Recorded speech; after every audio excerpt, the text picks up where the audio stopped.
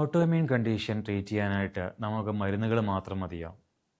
മരുന്നുകൾ പലപ്പോഴും പ്രധാനമാണ്, എസ്പെഷ്യലി ഫ്ലെയറപ്പ് ഉള്ള സിറ്റുവേഷൻസിൽ.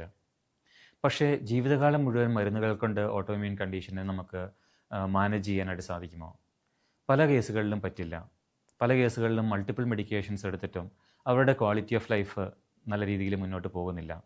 അതിനുള്ള കാരണം എന്താണെന്ന് ചോദിച്ചിട്ടുണ്ടെങ്കിൽ, മരുന്നുകൾ ഒരിക്കലും ഈ ഒരു ഓട്ടോഇമ്മ്യൂൺ കണ്ടീഷൻസിൻ്റെ റൂട്ട് കോസിനെ അഡ്രസ്സ് ചെയ്യുന്നില്ല. ഓട്ടോഇമ്മ്യൂൺ കണ്ടീഷൻസിൽ നമ്മളുടെ റൂട്ട് കോസ് എന്ന് പറയുന്നത്, അല്ലെങ്കിൽ നമ്മളുടെ ക്വാളിറ്റി ഓഫ് ലൈഫിനെ അഫക്റ്റ് ചെയ്യുക എന്ന കാര്യങ്ങളെന്ന് പറയുന്നത്, നമ്മളുടെ ഇൻഫ്ലമേഷൻ പ്രൊഡ്യൂസ് ചെയ്യുന്ന പലതരത്തിലുള്ള കാര്യങ്ങളാണ്. അത് നമ്മളുടെ ഭക്ഷണമാകാം, നമ്മളുടെ ലൈഫ് സ്റ്റൈലാകാം, നമ്മുടെ ആക്ടിവിറ്റീസ് ആകാം, നമ്മുടെ ക്രോണിക് ആയിട്ടുള്ള സ്ട്രെസ് ആകാം, നമ്മുടെ മൈക്രോ ന്യൂട്രീഷണൽ ഡെഫിഷ്യൻസീസ് ആകാം, നമ്മുടെ തോട്ട് പ്രോസസ്സ് ആകാം. അപ്പോൾ ഒരിക്കലും മരുന്ന് മാത്രം കൊണ്ട് നമുക്ക് ഓട്ടോഇമ്മ്യൂൺ കണ്ടീഷനെ റെമിഷനിലേക്ക് വരുത്താനായിട്ട് പറ്റില്ല.